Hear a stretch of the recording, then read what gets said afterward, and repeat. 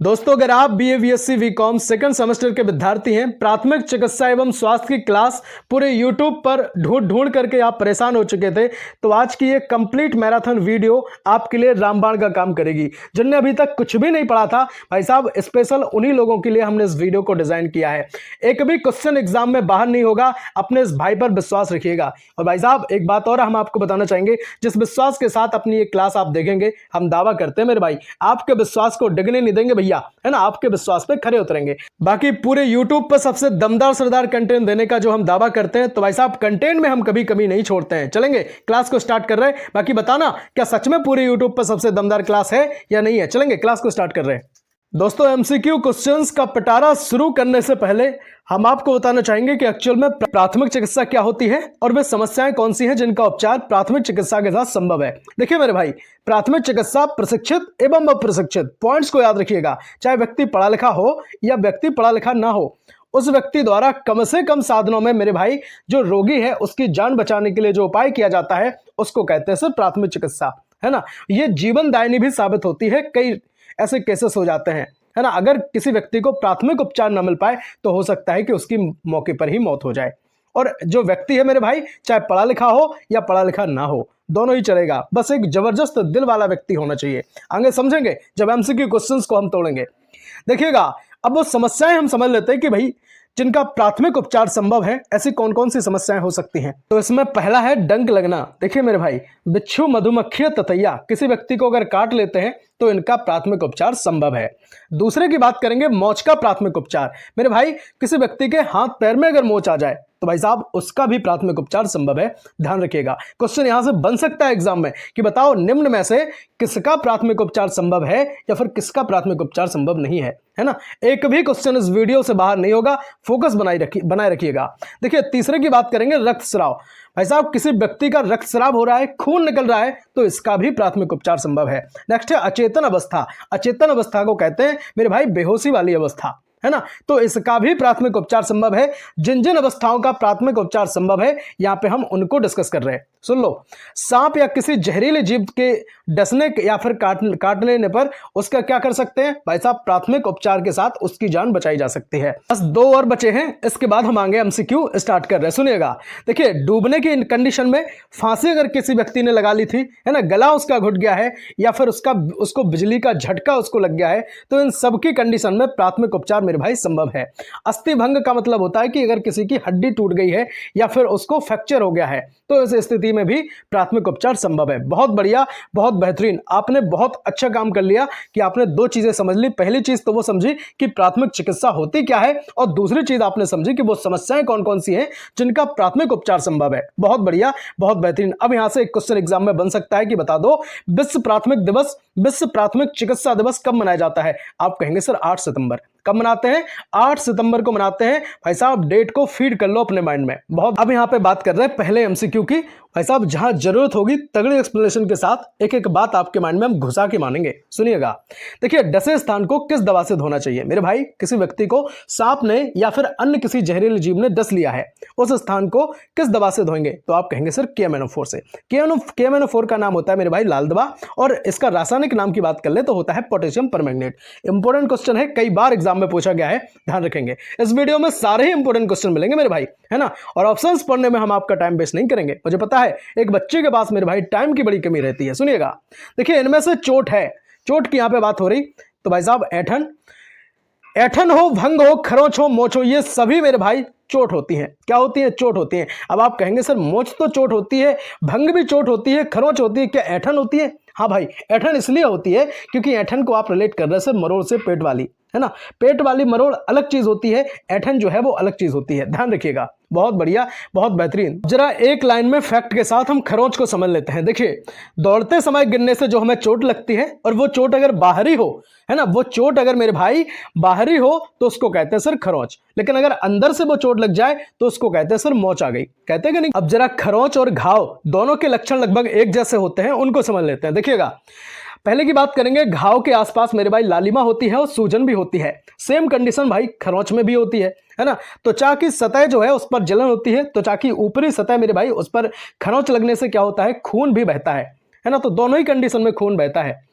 अब बात करेंगे तीसरे एमसीक्यू क्वेश्चन की, बहुत तगड़े अंदाज में। वेरी इंपॉर्टेंट क्वेश्चन है, कई बार एग्जाम में आया है और इस बार भी एग्जाम में आएगा और आता रहेगा। चलेंगे, देखिएगा, बिजली के झटके से घायल व्यक्ति को उपचार के लिए मेरे भाई क्या करना चाहिए बताओ, है ना। जब उस व्यक्ति की पल्स भी ना चल रही हो तो उस टाइम उस कंडीशन में आप क्या करेंगे बताओ। तो भाई उस टाइम उस कंडीशन में आप उसको सीपीआर देंगे। क्या देंगे? सीपीआर देंगे। अब आप कहेंगे सर सीपीआर क्या होती है? सीपीआर की हम बात करें मेरे भाई, इसका फुल फॉर्म होता है कार्डियोपल्मोनरी रिसस्टेशन। ध्यान रखना, कार्डियोपल्मोनरी रिसस्टेशन इसका फुल फॉर्म होता है। सीपीआर मेरे भाई कब देना चाहिए? क्वेश्चन एग्जाम में यहां से बनेगा, जरूर बनेगा। देखिए, जब सांस लेने में कोई व्यक्ति को कठिनाई अनुभव हो रही हो तब आप उसको सीपीआर दे सकते हैं। हृदय गति, है ना, जो दिल है उसका अवरुद्ध हो गया है, दिल की धड़कन में कहीं ना कहीं दिक्कत हो रही, पल्स कम चल रही, तब उसी कंडीशन में आप उसको क्या देंगे? सीपीआर देंगे। बिजली के झटके से घायल अगर कोई व्यक्ति है उस टाइम पीरियड में भी आप उसको सीपीआर देंगे। ईमानदारी के साथ दोस्तों वीडियो को लाइक जरूर कर देना, बहुत मेहनत लगती है यार क्लासेस को बनाने में। बाकी आप जुड़ जाएं, सब्सक्राइब कर लें और टेंशन फ्री हो सकते हैं आप सब्सक्राइब करने के बाद अपने बीएससी बीकॉम से। चलेंगे, अब बात कर रहे हैं चौथे एमसीक्यू क्वेश्चन की। फर्स्ट एड हेल्थ जो होती है उसका नियम है भाई साहब, उसका नियम कितने सूत्री है, घटक कितने हैं? एग्जाम में क्वेश्चन ये हमेशा बनता आया है और मुझे लगता है बनता रहेगा। देखिए, 3 सूत्री की यहाँ पे बात होती है, 3 इनके घटक होते हैं, बहुत फोकस के साथ समझना। देखिए, पहला जो घटक होता है उसको कहते हैं सर एयरवे। क्या कहते हैं? एयरवे कहते हैं। इसका अर्थ होता है सर श्वसन मार्ग, इसका संबंध सीधा होता है सर श्वसन मार्ग से। दूसरा घटक जो होता है वो होता है सर ब्रीदिंग और इसका संबंध है श्वसन से। तीसरे घटक की बात करेंगे सर्कुलेशन या फिर कंप्रेशन, इसको कहते हैं कंप्रेशन, और इसका जो अर्थ होता है सर परिसंचरण से होता है। बात कर रहे हैं क्वेश्चन नंबर 5 की। एक चोट है जो गर्मी और रासायनिक कारकों या विकिरण के परिणाम स्वरूप मेरे भाई होती है, उसको क्या कहेंगे? आपने कहा सर उसको कहते हैं सर जलन। क्या कहते हैं? जलन कहते हैं। ऑप्शन नंबर 20 क्वेश्चन का राइट आंसर हो जाएगा। शेयर जरूर कर देना इस वीडियो को। भाई साहब बहुत मेहनत के साथ इस क्लास को हमने डिजाइन किया है। सबसे पहले सारे PYQ को एनालाइज किया, सारी चीज़ों को बहुत अच्छे से समझा, इसके बाद हैंड रिटन नोट्स के साथ हम ये क्लास आपके लिए लेकर के आए। बात करेंगे छठवां MCQ आपके डिस्प्ले पर है, निम्न में पट्टी के प्रकार कौन से हैं? तो भाई साहब पट्टी जो होती हैं बहुत प्रकार की हैं, इनको समझ लेते हैं। देखिएगा, तात्कालिक पट्टी होती है, दूसरी होती है जालीदार कपड़े की पट्टी जिसको गॉज पट्टी के नाम से जानते हैं। एग्जाम में कई बार ये क्वेश्चन पूछा जाता है कि जालीदार पट्टी का दूसरा नाम, तो आप कहेंगे सर गॉज पट्टी, है ना। बनी बनाई असंजनशील पट्टी भी होती है, तो ये सभी क्या है? आपने कहा सर पट्टी के प्रकार होते हैं। अब देखो पट्टी क्या होती है, इसको जरा समझ लेते हैं। देखिए, पट्टी एक प्रकार का सुरक्षात्मक आवरण होता है जिसे घाव पर भाई साहब इन कारणों के लिए लगाया जाता है। किस किस रीजन से? पहला तो लगाते हैं सर संक्रमण से बचाव के लिए, है ना, कोई संक्रमण उसमें ना हो जाए, इन्फेक्शन उसमें ना पहुंच जाए घाव में, इसके लिए हम क्या करते हैं भाई साहब? पट्टी लगाते हैं डॉक्टर हमें। दूसरे की बात करेंगे, बहाव अवशोषित करने के लिए भी लगाते हैं। ठीक है, जो रक्त है उसका बहाव अवशोषित करने के लिए भी पट्टी का यूज किया जाता है। रक्त स्राव को नियंत्रित करने के लिए भी मेरे भाई पट्टी का यूज करते हैं, और दर्द कम करने के लिए भी पट्टी का यूज करते हैं। ठीक है, बहुत बढ़िया, बहुत बेहतरीन। देखो कई बार ऐसा होता है ना कि अगर हम घाव देखते रहते तो हमें लगता है कि हाँ मतलब ठीक नहीं हो रहा है, और अगर पट्टी बांध दी तो धीरे धीरे वो ऑटोमेटिक शरीर खुद ही ठीक करता है मेरे भाई सब चीज़ों को। एक कुशल पट्टी जो होती है वो रोगाणुओं से मुक्त होनी चाहिए, इस चीज़ को आप याद रखेंगे। बात कर रहे हैं 7 नंबर के MCQ की। जलन पड़ रही है उस स्थान पर आप क्या करेंगे? तो मुझे लगता है कि उस स्थान को आप, उस हिस्से को आप पानी से धो लें, ये बढ़िया रहेगा। अब बात करेंगे 8 नंबर के MCQ की। फर्स्ट एड जो बॉक्स होता है भाई साहब, उसमें कुछ किट रखी होती है, उसको एक किट कहते हैं। प्राथमिक चिकित्सा बॉक्स में क्या क्या होना चाहिए? तो भाई साहब उसमें दर्द निवारक गोली भी होनी चाहिए, है ना, और हाथ धोने का साबुन भी होना चाहिए। तो ये दोनों चीजें उसमें मिलनी चाहिए। समझ गए कि नहीं समझे? अब कौन कौन चीजें यहाँ पे आवश्यक हैं उनको जरा हम एक साथ समझ लेते हैं। देखिएगा, दर्द निवारक दवाएं उस बॉक्स में होनी चाहिए, है ना। दूसरा होता है हाथ धोने का, जो फर्स्ट एड बॉक्स होता है उसमें हाथ धोने का साबुन भी हो, पॉकेट मास्क भी हो, प्लास्टिक की चिमटी वगैरह भी हो, जरूरत के समय उसका भी काम हो सकता है। एंटीसेप्टिक जो वाइप्स होती हैं, पट्टी होती हैं, वो भी होनी चाहिए। बुखार नापने के लिए थर्मामीटर का भी, है ना, थर्मामीटर का भी होना आवश्यक है। बैंडेज मेरे भाई होने चाहिए, दस्ताने मेरे भाई होने चाहिए। समझेगा कि नहीं समझे? बहुत बढ़िया, बहुत बेहतरीन। अब बात कर रहे हैं 9 नंबर का MCQ आपके डिस्प्ले पे है। सामान्य नाड़ी की जो गति है वो कितनी होनी चाहिए? वेरी इंपॉर्टेंट क्वेश्चन है, बहुत बार एग्जाम में पूछा गया है। देखिए भाई साहब, प्रति मिनट के हिसाब से अगर देखें तो 72 से 80 बार जो है आपकी नाड़ी की गति होनी चाहिए 72 से 80, और इसे प्रत्येक 15 मिनट में मेरे भाई इसको गिना जाता है। समझ गए कि नहीं समझे? बहुत बढ़िया, बहुत बेहतरीन। अब जरा जो प्राथमिक चिकित्सा के सिद्धांत हैं उनको हम बहुत अच्छे से समझ लेते हैं। देखिए, प्राथमिक चिकित्सा के सिद्धांत में भाई साहब पहला जो पॉइंट है इसमें याद रखेंगे कि घायल व्यक्ति की हालत बदतर बनाए बिना जल्दी से जल्दी एक्सीडेंट के बाद प्राथमिक चिकित्सा उसको देनी चाहिए, पहली चीज। दूसरी चीज की बात करेंगे कि केवल आवश्यक प्राथमिक चिकित्सा ही इसको देनी चाहिए, है ना। जितनी जरूरत है केवल उतनी प्राथमिक उपचार उसका आप करो, है ना। ऐसा नहीं कि आप बहुत ज्यादा उसको भजाए रखें, बिदाए रखें, ऐसा नहीं मरीज को, ठीक है। तीसरे की बात करेंगे, रक्त स्राव को तुरंत ठीक करना ये बेहद जरूरी होता है। अगर घाव हो गया है, खून बहुत ज्यादा बह रहा है, तो सबसे पहला जो आपका काम बनेगा वो रहेगा कि भैया खून को बहने से बंद कर दो, है ना, रोक दो। नेक्स्ट है आपका कि श्वसन और परिसंचरण को सही करना। नेक्स्ट है आपका व्यक्ति को सदमा लगने से बचाना। भाई साहब, जैसे कोई व्यक्ति है, उसको चोट लग गई है, बहुत ज्यादा खून उसका बह रहा है, आप उससे कहेंगे भाई आप तो ठीक ही नहीं हो पाएंगे, है ना, आप तो बस मरने वाले हैं, तो बताओ क्या ठीक हो जाएगा वो? नहीं। तो व्यक्ति अगर सदमे में भी जा रहा है तो उसको ढांढस बताओ, है ना, सिंपैथी दो कि भाई आप ठीक हो जाएंगे, आप परेशान मत हो। तो सदमा लगने से उसको बचाना, और अगर पहले से ही वो सदमे में है तो उसका इलाज करना। ये जो चीजें होती हैं वो प्राथमिक जो उपचार कर रहा है ऐसे व्यक्ति के लिए है ना। फ्रैक्चर या फिर जोड़ हिलने की स्थिति में प्रभावित क्षेत्र को हिलने डुलने ना देना। अब देखो, अगर फ्रैक्चर हो गया है, ठीक है, और फ्रैक्चर की कंडीशन में हड्डी अगर टूट गई है, क्रैक उसमें आ गया है, तो ऐसे टाइम में उस चीज को आप हिलने डुलने मत दो, है ना। तो ये कंडीशन होती है। आसान प्रक्रियाओं और दवाओं से दर्द को ठीक करना ये ज्यादा जरूरी है, और घायल व्यक्ति को जल्दी ठीक होने का आश्वासन देना और उसका हौसला बनाना, और ठीक है, और तुरंत फिर उसको क्या करना भाई साहब, नजदीकी जो अस्पताल है उसमें उसको भर्ती कराना। सामान्य श्वास गति जो है वो कितनी होनी चाहिए? आपने कहा सर 15 से 20 प्रति मिनट ये होनी चाहिए। सामान्य श्वास गति की बात कर रहे हैं, और नाड़ी की बात मैंने करी थी तो 72 से 80, इसको प्रत्येक 15 मिनट में इसको चेक किया जाता है। बहुत बढ़िया, बहुत बेहतरीन। एक भी क्वेश्चन एग्जाम में बाहर हो जाए इस वीडियो से तो भाई साहब कमेंट कर देना, मैं चैनल बंद कर दूंगा। इतना विश्वास दिलाता हूं आपको, और पूरे यूट्यूब पर सबसे दमदार सरदार कंटेंट देने का जो छाती ठोक के भाई साहब हम दावा करते हैं, तो कंटेंट में कमी तो हम छोड़ने वाले हैं नहीं, बिल्कुल। अब बात कर रहे हैं 11 नंबर एमसीक्यू की। सामान्य व स्वस्थ व्यक्ति के शरीर का तापमान मेरे भाई कितना होना चाहिए? वेरी इंपॉर्टेंट क्वेश्चन है भाई साहब, है ना। गांठ बांध लेना, इस क्वेश्चन को भाई साहब अपने माइंड में फीड कर लो, एग्जाम में क्वेश्चन जरूर आएगा। देखिए 98.6 फॉरेनहाइट की यहाँ पे बात हो रही, और 37 जो सेंटीग्रेड है वो यहाँ पे हम समझ रहे हैं। और देखो एक और बात बताएं, लोग कहते हैं सर फॉरेनहाइट से सेंटीग्रेड में बदलना, है ना, तो इसका क्या फॉर्मूला होता है? तो फॉर्मूला भी सुन लो, C/5 बराबर F-32/9। इसके अकॉर्डिंग आप क्या कर सकते हैं, C से F में और F से C में इसको इंटरचेंज कर सकते हैं। बहुत बढ़िया, बहुत बेहतरीन। अब बात कर रहे हैं 12 नंबर का एमसीक्यू, आपके डिस्प्ले पे है ना। बहुत सारे बीए वाले जो बच्चे होंगे बेचारे ना समझ पाए होंगे इस चीज को, लेकिन जो बीकॉम वाले हैं या फिर बीएससी वाले हैं उनको इस बात का पता चल गया होगा। अब बात कर रहे हैं 12 नंबर एमसीक्यू, कोई बड़ी बात नहीं थी, है ना, परेशान मत होना। प्राथमिक चिकित्सा का उद्देश्य कौन सा नहीं है आपको बताना है। देखो एग्जाम में पूछा है नहीं है, ध्यान रखना, तो इस चीज को आप थोड़ा अच्छे से समझो। नहीं है लिखा है तो कौन सा नहीं हो सकता है? घायलों को दर्द से राहत देना, भाई साहब ये तो उपचार प्राथमिक चिकित्सा का उद्देश्य होना चाहिए, है ना। हालत में सुधार करना, यह भी प्राथमिक चिकित्सा का उद्देश्य होना चाहिए।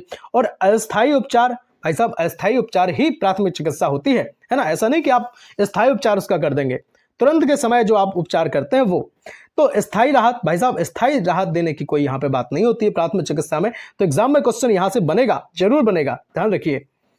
बहुत बढ़िया, बहुत बेहतरीन। अब जरा यहाँ पे समझ लेते हैं फैक्ट के साथ, किसका उपयोग करके नवजात की जो परिपक्वता की रेटिंग है वो की जाती है? तो आप कहेंगे सर बेलार्ड स्कोर की, है ना। बेलार्ड स्कोर से क्या कर सकते हैं, नवजात शिशु है उसकी परिपक्वता मैच्योरिटी उसकी देखी जाती है, और ये करेंगे सर बेलार्ड स्कोर से। इसके आविष्कारक हैं डॉक्टर जीन एल बेलार्ड। क्या है? Doctor gene L Ballard. Very important question है ना, एग्जाम में आ सकता है, जरूर आएगा। और 13 नंबर का एमसीक्यू आपके डिस्प्ले पे है, बनावटी सांस लेने की दो विधियां कौन सी हैं? तो एक तो होती है सर सैफर विधि, और दूसरी होती है सर होलगर नेशनल विधि। कौन सी होती है? होलगर नेशनल विधि, नेल्सन विधि। बहुत बढ़िया, बहुत बेहतरीन। अब बात कर रहे हैं 14 नंबर का एमसीक्यू आपके डिस्प्ले पे है, प्राथमिक सहायक व्यक्ति जो है वो कैसा होना चाहिए, उसका स्वभाव कैसा होना चाहिए?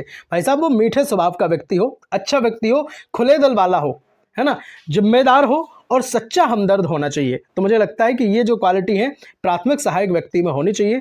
ठीक है, बात कर रहे हैं 15 नंबर के एमसीक्यू की। तो देखो अभी तक हमने इतनी चीज समझ ली है कि जितनी चीज उपस्थित है उतनी चीजों में मेरे भाई उस व्यक्ति का, रोगी का तुरंत के समय उपचार करना। दूसरी चीज समझिए कि ये अस्थायी उपचार होता है, समझ गए कि नहीं समझे?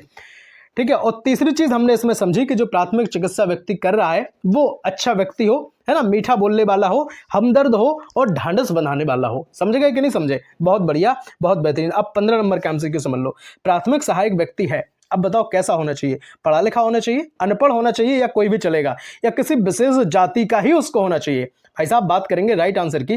देखिए मेरे भाई, कोई भी हो, है ना, जरूरी नहीं कि वो पढ़ा लिखा ही हो, जरूरी नहीं कि वो अनपढ़ हो, पढ़ा लिखा हो, अनपढ़ हो, कोई भी हो, लेकिन भाई साहब सच्चा हमदर्द होना चाहिए, जिम्मेदार व्यक्ति होना चाहिए।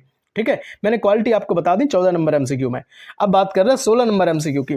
तेजाब से जले को कौन सी चीज से धोना चाहिए? बताओ, तेजाब से आप जल गए हैं, किस चीज से धोएंगे? तो आप कहेंगे सर सादे पानी से या फिर खारे घोल से आपको धोना चाहिए। बहुत बढ़िया, बहुत बेहतरीन। अब बात कर रहे हैं 17 नंबर एमसीक्यू की। देखिए ये अपने आप में कंप्लीट वीडियो है, इसके बाद आपको कोई दूसरी वीडियो, दूसरी क्लास देखने की भाई साहब जरूरत है ही नहीं, ना मॉडल सीरीज से पढ़ने की जरूरत है, और जो पढ़ेंगे तो मुझे लगता है कि टाइम वेस्ट करना ही आपका रहेगा। बस इसको फोकस के साथ देख लो। देखिए बात करेंगे 17 नंबर एमसीक्यू की। एम हेल्थ क्या है? भाई साहब एग्जाम में क्वेश्चन जरूर बनेगा। एम हेल्थ क्या है? एम हेल्थ का मतलब होता है, एम से रिलेट करेगा सर मोबाइल, है ना, मोबाइल हेल्थ केयर डिवाइस की यहाँ पे बात हो रही, एम हेल्थ। बहुत बढ़िया, बहुत बेहतरीन। 18 नंबर का एमसीक्यू आपके डिस्प्ले पे है। कृत्रिम रेटिनास प्रौद्योगिकी किससे संबंधित है? भाई साहब रेटिना की बात करेंगे अगर हम, तो वो सर आंख से ही संबंधित होगी ना, तो आंख यहाँ पे राइट आंसर हो जाएगा। 19 नंबर का एमसीक्यू अब आपके डिस्प्ले पे है, सुन लो। देखिए बॉम्ब डोनर आर्गन परफ्यूजन तकनीकी जो होती है शरीर के किस अंग से संबंधित है? तो आपने कहा सर बॉम्ब डोनर की यहाँ पे बात हो रही, तो सर फेफड़े से संबंधित है। किससे संबंधित है? फेफड़े से संबंधित है। एक एक क्वेश्चन भाई साहब तरासा हुआ क्वेश्चन है ना। इन सारे क्वेश्चंस को आप हल्के में मत लीजिएगा, और आप ये मत समझिएगा कि केवल इस वीडियो में 40 से 50 क्वेश्चन आपको देखने को मिला। नहीं भाई, बहुत सारी चीजें हम आपको फैक्ट के साथ भी कंप्लीट कराते चल रहे हैं, तो उम्मीद करेंगे कि भाई 100 क्वेश्चन के आसपास इस वीडियो में आपके पूरे हो जाएंगे, और एक भी क्वेश्चन एग्जाम में बाहर हो जाए, मैं फिर से कह रहा हूं कि आप कमेंट कर देना। ठीक है, अब बात कर रहे हैं 20 नंबर के एमसीक्यू की। सीपीआर में मेरे भाई कौन कौन सी चीजें शामिल हैं? तो सीपीआर में अगर हम देखें तो बचाव श्वास और छाती संपीड़न, ये सब चीजें शामिल होती हैं। सीपीआर कब देना चाहिए? जब किसी व्यक्ति को बिजली के झटके लग गए हो, है ना, सांस लेने में कठिनाई का अनुभव हो, तो इन सब चीजों में देनी चाहिए। 21 नंबर का एमसीक्यू, वाउंड्स जो होते हैं, कट्स जो होते हैं, उनके जख्मों के 4 जो किस्में हैं वो कौन सी हैं? तो भाई साहब जख्मों की जो 4 किस्में होती हैं, भाई साहब ये ऑप्शंस नहीं है, कौन कौन सी हैं देख लो यहाँ पे। पहले की बात करेंगे कटे हुए जख्म, है ना, दूसरे होते हैं बहने वाले जख्म, तीसरे होते हैं खिले हुए जख्म, खिले मतलब एकदम कहते हैं ना उन पे लालिमा रहती है, चौथे की बात करेंगे नीलगुणी जख्म जो होते हैं। तो ये 4 किस्मों के जख्म होते हैं। 22 नंबर का एमसीक्यू आपके डिस्प्ले पे, चलती मशीन पर कभी क्या नहीं डालना चाहिए? तो आपने कहा सर ब्रश नहीं डालना चाहिए। कोई मशीन चल रही है उसके अंदर आप कोई भी छेड़छाड़ ना करें, उसको चलने दें। ठीक है, हाथ पैर से तो बिल्कुल, है ना, दूरी बना के रखें। 23 नंबर का एमसीक्यू आपके डिस्प्ले पे है। किस औजार को कभी भी कटिंग औजार के साथ मिलाकर नहीं रखना चाहिए?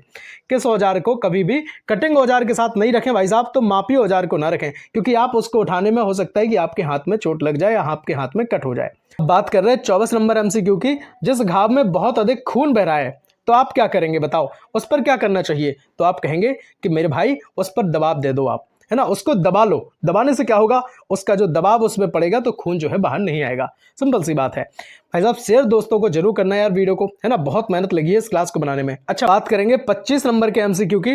देखिए भाई 25 नंबर के एमसीक्यू स्टार्ट करने से पहले हम आपको एक बात और बताना चाहेंगे। बहुत सारे भाई बहन हमारे ऐसे होंगे जिनको नोट्स बनाने में प्रॉब्लम होगी। अगर आप चाहते हैं कि इस वीडियो का नोट्स आपको मिल जाए, तो भाई साहब इस वीडियो का जो नोट्स है उसकी कीमत हम रखते हैं मात्र 30 रुपये। बहुत ज़्यादा हाई पैसे इसके नहीं है ना, और आप 30 रुपये के साथ इस PDF को आप अपना बना सकते हैं हैंड रिटन नोट्स के साथ। भाई साहब बहुत मेहनत लगी है इस वीडियो को बनाने में, है ना।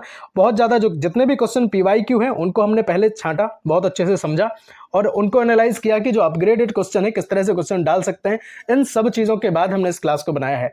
ठीक है, तो आपको PDF अगर चाहिए तो आप हमें मैसेज कर सकते हैं 92 36 32 92 36 32 63 96, है ना। इस नंबर पर आप हमें व्हाट्सएप करें और आप हमें PDF के लिए आप हमसे बोलें।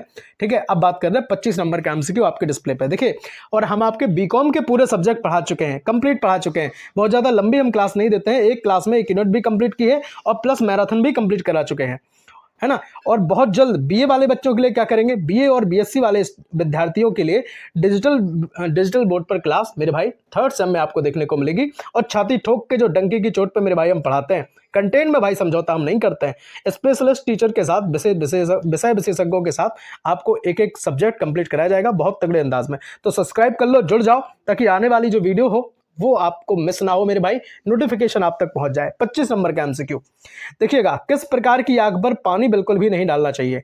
तो भाई साहब ऐसी आग जो तेल से लगी आग पर आप पानी मत डालें, है ना, वो नहीं बुझने वाली। दूसरे की बात करेंगे, बिजली से आग अगर लग गई है तो उस पर पानी डालने का कोई प्रभाव नहीं होगा, या तो आप उसको झटके से बंद करें या झटके से उस पर बालू डालें।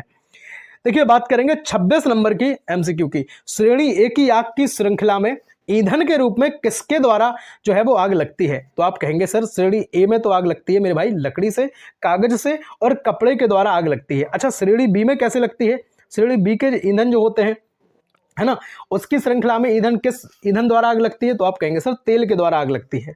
ठीक है, तेल के द्वारा मेरे भाई आग लगती है। अच्छा डी का और समझ लो जो इंपॉर्टेंट है, श्रेणी डी में आग, तो मेरे भाई आप कहेंगे सर बिजली द्वारा आग लगती है।